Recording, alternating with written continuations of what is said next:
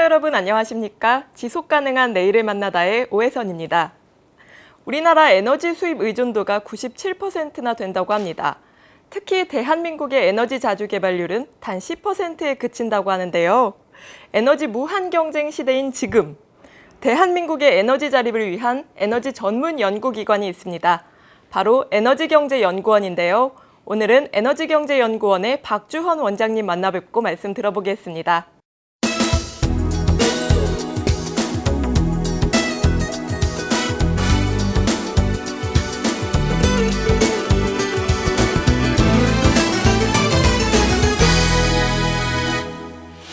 원장님 안녕하세요. 네, 안녕하세요. 네, 안녕하세요. 네. 우선 환경TV 시청자분들께 인사 말씀 부탁드리겠습니다. 네. 환경TV 시청자 여러분 안녕하십니까? 에너지경제연구원장을 맡고 있는 박주헌입니다. 에너지 문제와 뗄래야 뗄 수 없는 환경 문제를, 그것도 환경 문제를 전문적으로 다루는 환경TV에서 평소에 환경 문제에 관심을 많이 갖고 계신 시청자 여러분들께 에너지 현안에 대해서 설명드리고 또 이해를 구할 수 있는 이런 기회를 갖게 돼서 매우 영광스럽게 생각합니다. 네, 에너지경제연구원 어떤 일을 하시는지 시청자분들도 궁금해하실 것 같은데요. 어떤 일들을 하고 계신지 간단하게 소개 부탁드릴게요. 네, 저희 에너지경제연구원은 그 이름에서 느낄 수 있듯이 네. 에너지 경제 정책 연구를 전문적으로 연구하는 국가정책 연구기관입니다. 저희 연구기관은 1986년에 설립이 돼서 올해로 29년을 맞이하고 있는데요. 특히 올해는 작년까지는 우리가 의왕에 연구원이 있었는데 올해 울산으로 이사 와서 울산 시대를 열고 있습니다. 네. 저희 연구원은 우리 국가 정책에 많은 기여를 하고 있는데요. 특히 이제 우리 국가 에너지 아젠다를 개발을 하고 또 다양한 지평의 여러 가지 에너지 정책 제안을 우리가 정부에다 드림으로써 국가 발전에 많은 기여를 하고 있다고 자부하고 있습니다. 특히 저희 연구원은 최근 미국 펜실베니아 대학교에서 세계 띵크탱크 보고서를 낸 적이 있습니다. 거기서 세계에 있는 여러 연구기관들에 대한 평가를 했는데요. 저희 연구기관이 에너지 자원 정책 연구기관에 세계 12위로 선정될 정도로 네. 세계에서 우리의 그 권위와 실력을 인정받고 있습니다. 네, 본격적으로 질문 드려볼게요. 저유가 상황이 지속되고 있습니다. 현재 저유가 상황을 어떻게 전망하고 계신지 궁금하고요. 또 이에 따른 정책의 대응 방향이 궁금합니다. 네. 작년에 거의 100불에 가까이 가던 그런 유가가 잘 아시다시피 지금 50불 아래로 지금 내려와 있습니다. 네. 이건 뭐니 뭐니 해도 전 세계 석유 시장에 공급 과잉이 반영된 결과입니다. 공급 과잉이 왜 일어났는가를 생각해 보면은 한 두 가지 면으로 볼 수 있는데요. 우선 뭐니 해도 미국에서 시작된 셰일 혁명을 들 수 있습니다. 네. 셰일 가스라고 들어보셨습니까? 저는 이제 비전통 에너지라고 알고 비전통 있는데요. 에너지라고 네. 지금 우리가 지금까지 썼던 그런 석유하고 좀 달리 이게 개발되는 그런 에너지원인데요. 그것이 과거에는 개발할 수 있는 기술이 없다가 미국이 그 기술을 갖다 터득하고 그것을 상업화에 성공을 했어요. 그래서 미국에서 새로운 에너지 석유 공급이 시작되었거든요. 그래서 이제 공급이 늘어났습니다.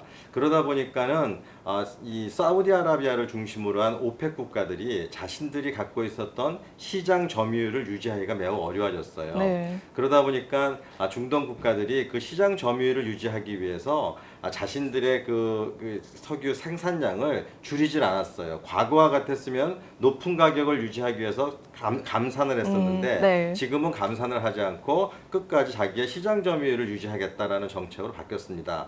그러다 보니까 과거에 비해서 석유의 공급량이 늘어났습니다. 또 한편으로는 수요 측인데요. 우리 아시다시피 전 세계적으로 경제가 좀 침체되어 있는 상태입니다. 그죠. 네. 경제가 침체되면 당연히 에너지 소비량도 줄게 마련입니다. 그러다 보니까 수요가 줄었죠. 그렇게 해서 이제 전체적으로 유가가 매우 약세의 국면으로 지금 와 있습니다.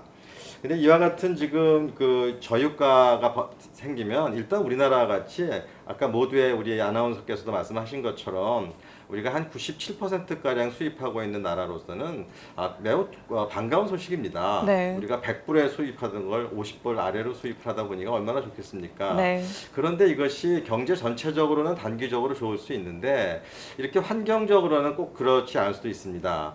왜냐하면은 석유 가격이 내려가면 소위 화석 에너지 가격이 전체적으로 다 내려갈 가능성이 높아지고요. 그렇게 되면 당연히 상대적으로 싸게 된 화석 에너지의 소비량이 늘어나겠죠. 그것은 환경적으로 전혀 바람직하지 않습니다. 또 한편으로는 우리가 환경을 보호하기 위해서 에너지를 절약한다거나 에너지 효율을 위해서 여러 가지 기술을 발전시켜야 되는 그런 우리의 과제도 있는데 아무래도 석유 가격이 싸지면 그런 것에 대한 투자가 줄기 마련입니다. 이렇게 되면 아무래도 온실가스라든가 이산화탄소 같은 것들에 대한 환경 오염 물질 배출도 늘어나게 되는 그런 그 어려움이 있을 수도 있다고 생각합니다. 네, 너무 알기 쉽게 설명 잘 해주셨는데요. 네. 이제 방금 말씀하신 미국이 셰일가스를 본격 양산하는 등 이제 비전통 에너지가 국제적으로 확산되고 있잖아요. 이와 관련해 원장님께서는 국가 에너지 정책이 어떻게 나아가야 한다고 보시나요? 셰일가스를 비롯한 비전통 에너지를 발견한 것은 우리와 같은 에너지 빈국으로서는 매우 반가운 소식입니다. 네. 왜냐하면 새로운 에너지 공급원을 하나 갖게 된 것이기 때문입니다. 그런데 이와 같은 그 새로운 에너지가 생긴 것을 갖다 우리가 어떻게 하면 이것을 잘 활용해서 우리의 그 에너지 소위 안보를 강화시킬 수 있는가라는 과제가 하나 새로 주어졌다고 볼 수 있습니다. 네. 우리는 그 전통적인 에너지 개발에 있어서는 철저한 후진국이었습니다. 그렇죠. 우리는 단순히 그냥 수입할 수밖에 없었는데 이와 같은 새로운 에너지원을 이렇게 발견한 지금의 상황에서는 우리가 한번 해외로 이 새로운 에너지를 개발하기 위해서 해외로 진출할 수 있는 좋은 기회가 될 수도 있습니다. 그런데 이와 같은 새로운 에너지원이 도입하면서 최근 우리가 경험한 것처럼 이 유가가 지금 급격히 내려가고 네. 또 상당히 급격히 올라갈 수도 있는 위험도 사실은 상존합니다. 그만큼 유가의 변동성이 매우 커졌다는 얘기죠. 이런 상황에서 에너지 빈국인 우리로서는 매우 그 위험에 노출되어 있는 겁니다. 우리는 사실 가격이 비싸고 싼 것보다 중요한 거는 이 가격이 얼마나 안정되어 있느냐가 사실은 중요하거든요. 네. 근데 가격의 변동성이 커졌기 때문에 그만큼 우리한테는 불리한 상황이 주어진 겁니다. 그러면 이와 같은 변동성이 높아진 시장에서 우리가 어떻게 대응할 것인가는 역시 우리를 좀 더 유연하게 만들어야 됩니다. 비싸지면 비싸진 대로, 싸지면 싸진 대로 우리가 거기에 잘 대응할 수 있는가가 중요한 겁니다.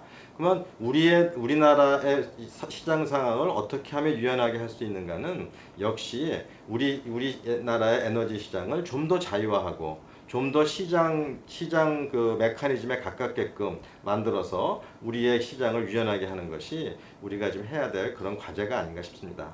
네, 말씀 잘 들었고요.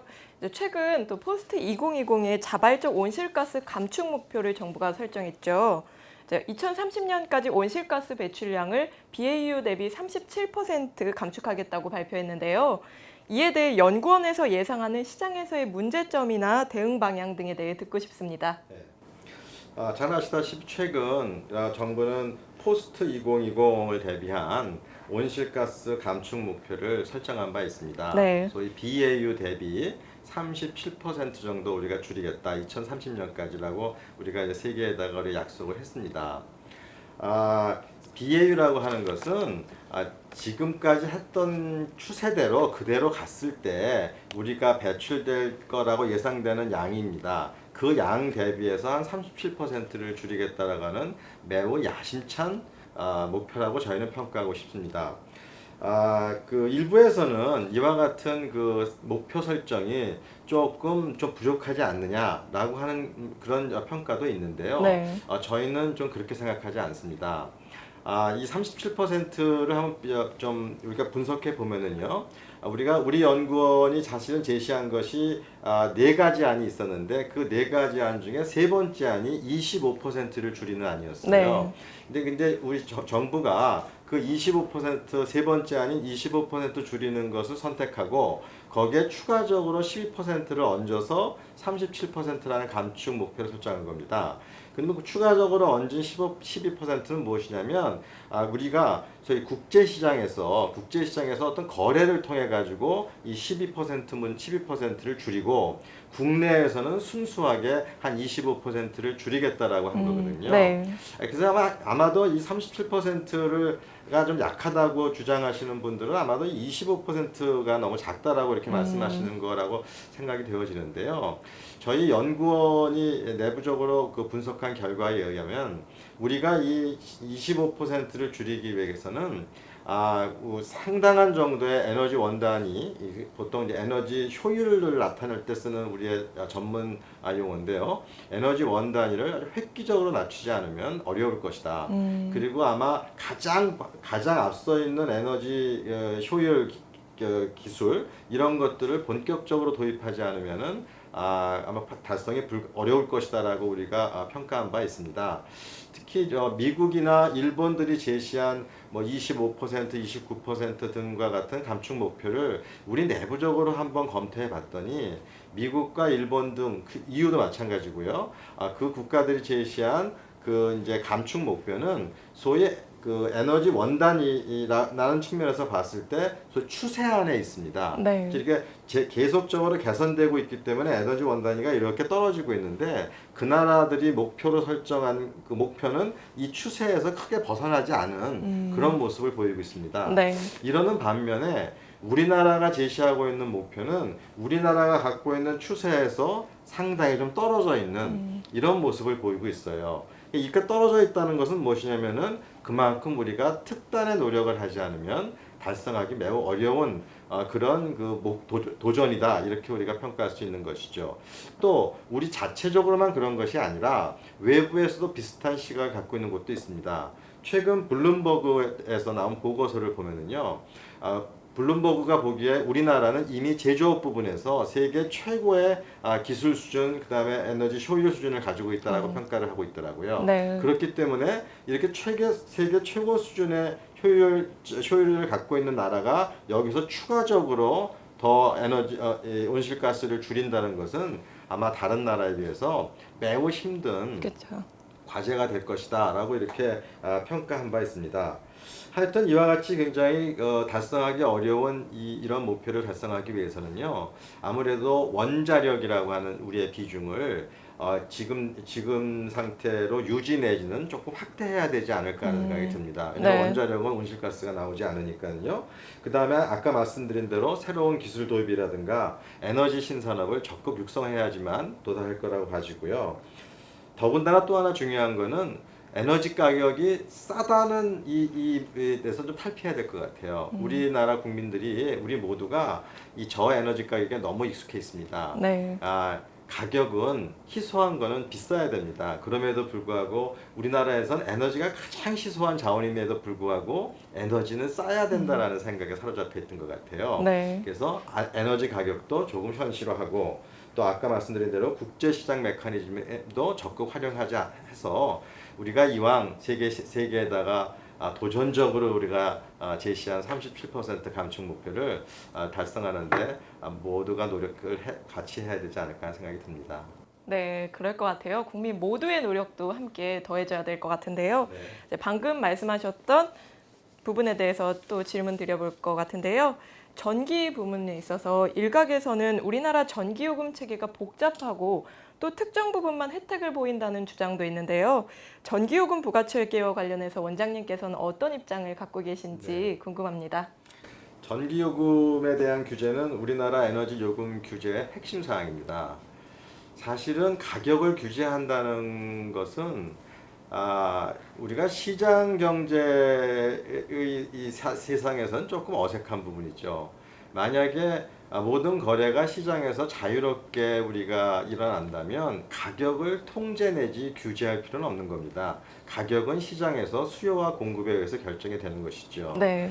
그런데 우리나라의 전력 시장은 도매 시장은 일부 지금 자유화돼서 시장 거래를 통해서 가격이 결정되는 구조를 갖고 있습니다만 이 소매 시장에 있어서는 여전히 독과점 상태의 자유화가 되어 있지 않은 시장 거래에 의한 가격 결정이 전무한 상태입니다. 그죠. 네. 그러다 보니까 당연히 가격을 시장에서 결정하지 못하니까 뭔가 규제 당국에서 가격을 인위적으로 결정하게 되는 것이죠. 그래서 지금 그 결과 이제 전력 가격의 가격이 수준이 높니 낮니 그다음에 구조가 잘못됐느니 이런 얘기가 나오는 겁니다. 그러니까 구조적으로 시장에다 맡겼으면 그런 일은 애초에 발생하지 않는 겁니다. 물론 전력이라고 하는 것이 뭐 서민 가계라든가 우리 산업에 주는 영향이 워낙 크기 때문에 일정 수준의 규제는 반드시 필요합니다. 하여튼 이렇게 규제가 되어 있는 우리나라의 전력 가격은 말씀하신 대로 이 수준과 구조에 있어서 모두 좀 문제가 좀 있어 보입니다.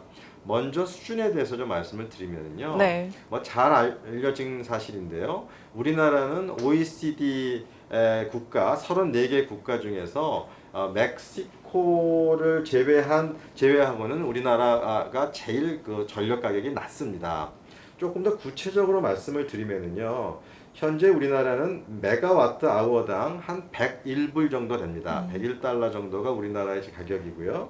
반면에 OECD 국가의 평균 가격은 174달러 정도 됩니다. 네. 그러니까 우리가 그만큼 이 전력 가격이 매우 낮은 것이죠.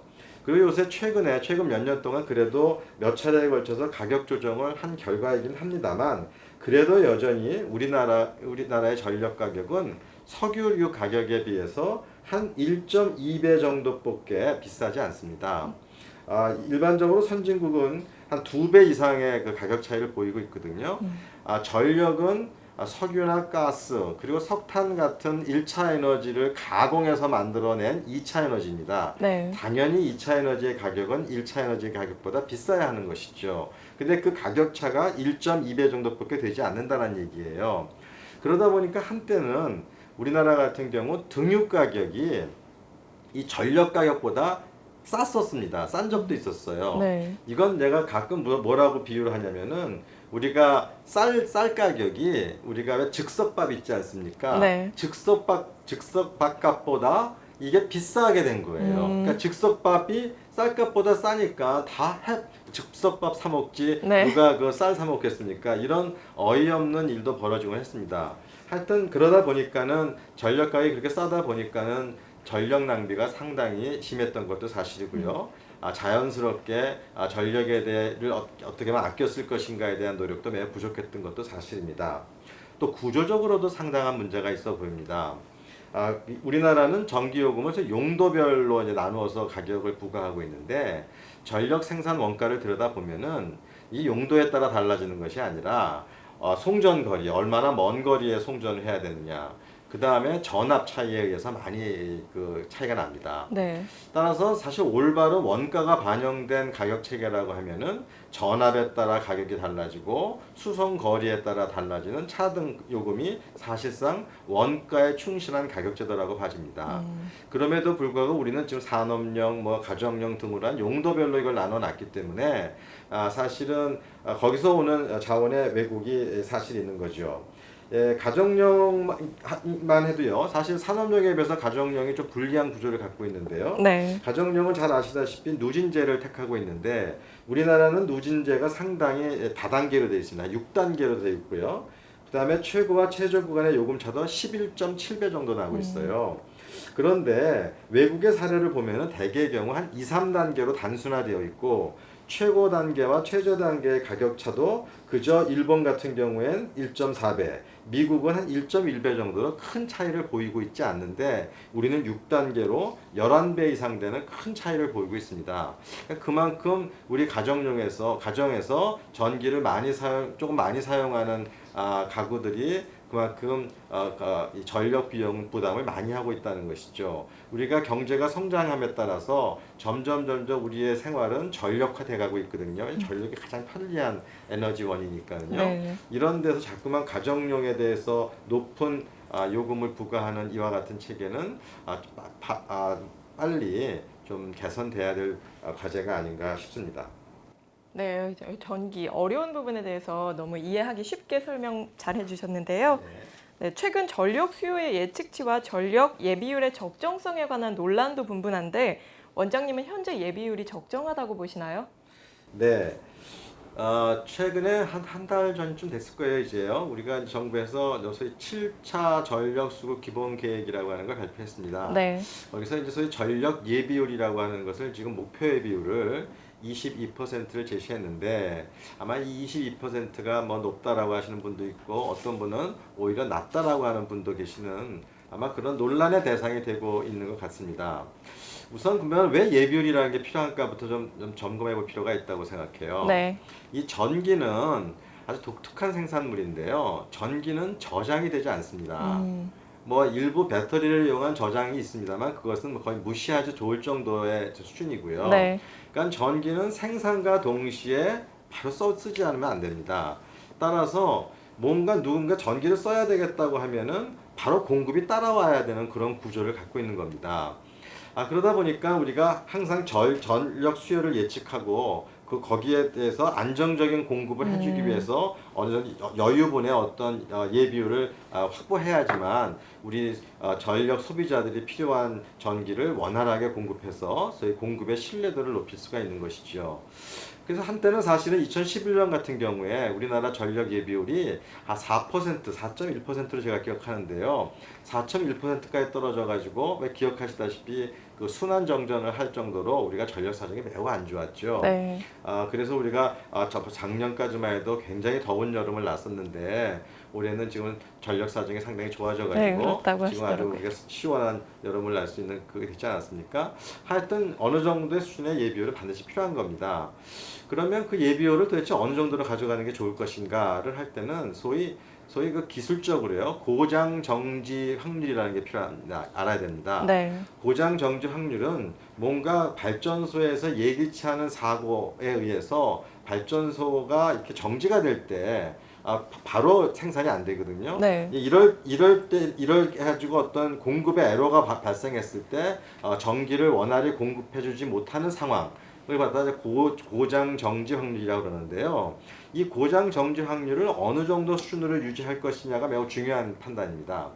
우리나라는 이 고장 정지 확률을 0.31, 1년에 0.31로 관리하고 있어요. 네. 이 소리는 뭐냐면 1년 중에 한 0.31, 0.31이면 몇 시간이 돼야 될까요? 한 3시간쯤 되나요? 모르겠습니다. 하여튼 0.31 정도는 우리가 양보하겠다.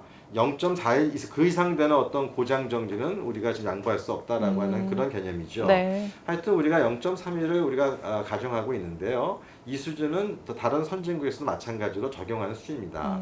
이와 같은 고장 정지 확률을 1년에 0.31로 유지하기 위해서는 그걸 역산해 보면 기술적으로 약 15% 정도의 예비율은 기술적으로 확보해야 된다는 것이 전 세계적으로 어떤 그 공감대가 형성되어 있는 수준입니다. 일종의 글로벌 스탠다드라고 볼 수 있어요. 근데 거기다가 우리나라가 7%를 더 여유를 둬서 22%를 놓은 건데요. 네. 27%를 여유를 둔 이유는 뭐냐면 우리가 발전소를 이제 계획 발전소를 매년 이렇게 건설하겠다라고 하는 어떤 계획이 있는데 이 계획이 계획대로 진행이 안 될 가능성이 있어요. 뭐 잘 아시다시피 몇 년 전에 우리가 밀양에서 송전 네. 건설하는 데 있어 여러 가지 민원 문제 때문에 계획대로 진행이 안 된 경우도 있고요. 요즘 발전소는 대부분 기피 시설이 돼가지고 어디다 발전소 한번 넣으려면 굉장히 그쵸. 민원이 심해서 어렵습니다. 네. 다 환경적인 문제 때문에요. 그러다 보니까는 계획대로 가지 않을 가능성도 매우 높습니다. 또 우리가 또 어떤 발전소라고 하는 것이 이제 수요를 예측해 놓고 이 수요를 충분히 공급해 주기 위해서 발전소를 이렇게 지어야 되겠다는 계획이 있는 건데 이 수요 예측을 우리가 잘못할 수도 있지 않습니까? 우리가 생각했던 것보다 수요가 더 빨리 늘어나는 경우에는 우리가 그만큼 발전소를 지으려면 시간이 필요하니까 바로 대응이 안 되거든요. 바로 이럴 때를 대비해서 한 7% 정도의 어떤 여유분을 좀 가져야 되겠다라고 하는 것이 정부의 판단입니다. 그렇게 해서 15% 더하기 7%에서 22%의 예비율을 확보하게 된 것이죠. 그래서 저는 우리 정부 정책을 옆에서 우리가 이게 도와드리고 어드바이스하는 입장에서 에너지 정책을 전문적으로 보는 연구원의 원장으로서 이렇게 판단해 보면은 우리가 그런 저간의 사정을 고려할 때 22%의 예비율은 상당히 적정한 수준이다. 그렇게 저는 판단을 합니다. 네, 그럼 이번에는 원전에 대해서 한번 질문 드려볼게요. 원전은 에너지 믹스에서 차지하는 비중이 꽤 큰 발전원인데요. 연구원은 향후 원전 정책에 대해 어떤 입장이신지 궁금합니다. 네. 우리 이 프로그램의 모두에도 우리가 말씀하셨듯이 우리나라의 모든 에너지 정책은 우리가 97% 정도의 에너지를 수입할 수밖에 없는 그런 에너지 최빈국이라고 하는데 출발을 합니다. 네. 그런 차원에서 우리가 이제 에너지원을 구성하게 되는 거지요. 그러니까 이렇게 외국의 수입 에너지에 전적으로 의존하는 나라로서는 어느 한 에너지원에 집중하는 것은 굉장히 위험합니다. 그쵸. 우리가 만약에 모두 석유에 의존하고 있다면 만약에 중동에서 어떤 문제가 생기면 우리나라 전체가 문제가 될 수 있거든요. 네. 그렇기 때문에 우리나라는 이렇게 에너지 최빈국인 우리나라 같은 나라에서는 이 에너지원을 다변화하는 게 매우 중요합니다. 그래서 원자력도 필요하고 석유도 필요하고 가스도 필요하고 뭐 신재생 에너지도 필요하고 하여튼 우리가 할 수 있는 것은 가능한 범위 내에서 다 다양화할 필요가 있어요. 그러니까 그런 차원에서 우리는 원자력 발전의 중요성이 에너지를 소유하고 있는 에너지를 가지고 있는 다른 나라에 비해서는 훨씬 더 그 중요성이 더 강조돼야 되는 것은 분명히 현실적으로 맞습니다.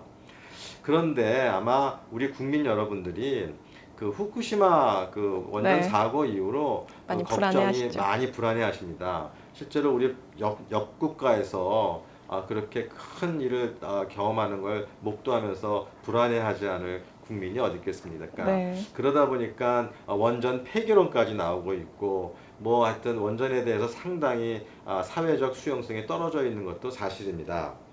근데 방금 말씀드렸듯이 약간 우리나라 에너지 안보라고 하는 측면에서 원전의 필요성은 우리가 현실적으로 좀 인정해야 될 부분이라고 저는 좀 생각하고요.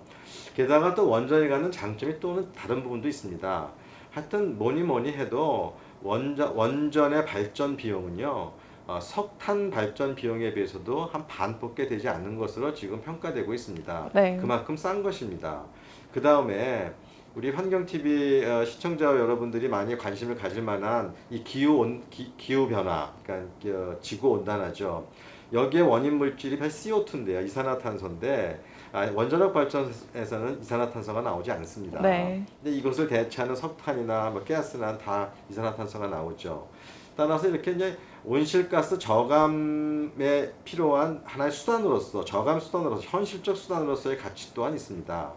따라서 원자력은 우리나라 같은 경우는 에너지 안보, 그 다음에 경제성, 그 다음에 온실가스 저감 대책이라고 하는 환경적으로. 이와 같은 환경적 필요성에서도 원자력은 어느 정도 필요하지 않을까 하는 생각이 듭니다. 그런데 하여튼 우리 국민들이 불안해하는 거는 우리가 현실이 아닙니까? 따라서 원전의 안전성을 어떻게 해서든지 좀 높여서 국민들이 불안해하는 것을 좀 덜어드릴 필요가 있다고 생각해요. 바로 이런 것을 반영해서 지난 작년이죠. 작년 초에 발표했던 2차 에너지 기본계획에서 우리가 1차 에너지 기본계획에서는 원자력의 비중을 전체 전원에서 41%까지 올리겠다라고 하는 목표가 있었었는데 그 41%를 29%로 하향 조정한 바 있습니다.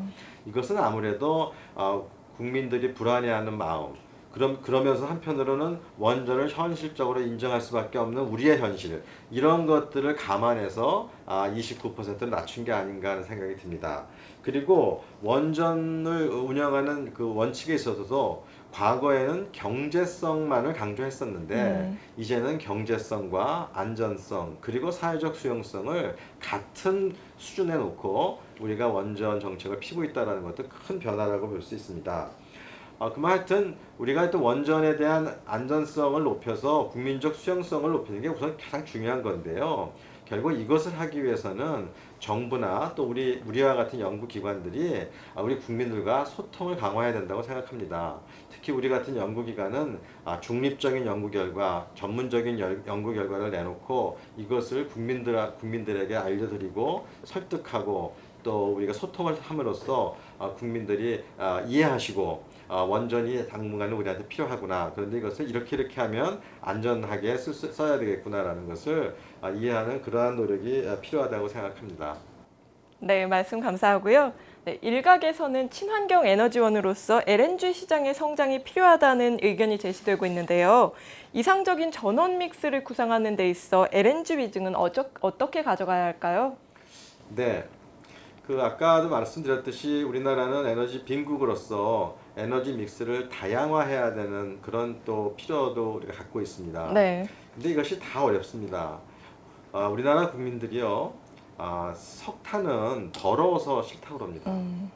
석유는 안정적이지 않고 중동에 의존적이라서 싫다고 그럽니다. 그러면서 또 원자력은 위험해서 싫다고 그래요. 또 한편으로 가스는 또 비싸서 싫다고 그럽니다. 그리고 또 신재생 에너지는 기술적으로 완성도가 높지 않아 믿을 수 없어서 납득지 않아 합니다. 이것이 우리가 처해 있는 현실입니다. 우리가 지금 현실적으로 쓸 수 있는 에너지원 모두가 사실은 다 마땅치가 않습니다. 그러니까는 가장 좋은 더 베스트 에너지원은 없는 겁니다. 그러니까 우리가 좀 부족하지만 다 장단점을 공유하고 있는 이런 에너지원을 적절하게 우리가 다양하게 믹스함으로써 우리가 이 에너지 빈국으로서 이 에너지 안보를 개선시킬 수 있게 되는 거죠. 이런 차원에서 LNG의 그러니까 천연가스죠. LNG의 어떤 그 역할은 분명히 강조돼야 된다고 생각합니다. 이 LNG 발전은 방금 말씀드린 LNG는 크게 우리 그 천연가스는 우리나라에서 발전용과 도시가스용 즉 가정에서 취사용이나 난방용으로 사용하는 부분 그리고 일부 산업용에서 사용하는 것 그 다음에 발전용에서 하는 것은 나눌 수 있는데요. 우리가 도시가스 부분은 거의 포화 상태에 와 있다고 볼 수가 있어요.